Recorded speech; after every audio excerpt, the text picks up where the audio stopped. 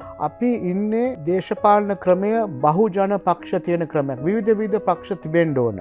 රාජවාදී පක්ෂ තියෙන්න ඕන, ධනවාදී පක්ෂ තියෙන්න ඕන. ඒ හා අමතරව අනිත් පක්ෂත් තියෙන්න ඕන. මට මගේ මේ අවස්ථාවේ ප්‍රවේශ දේශපාලනට එන්න හේතුව වන්නේ මං හිතන්නේ වැඩි absolute power corrupts and absolute power corrupts absolutely කියන කියමන මට මතක් වෙනවා. ඒ ඒකාකාරීත්වයේ මට හිතෙනවා අපිට ඒක කඩන්න ඕන. ඒක කඩලා පෙන්වන්න ඕන අපිට මේ වෙනත් ප්‍රතිපත්ති තියෙන අයටත් මේ ඡන්දයට සහභාගී වෙලා සාමාන්‍ය ඡන්දයක් හරහා අපේ අදහස් කොළඹ ජනතාවට ඉදිරිපත් කරලා ඔවුන්ගෙන් ජනමතයක් ලබා ගන්න අයිතියක් අපට තියෙනවා.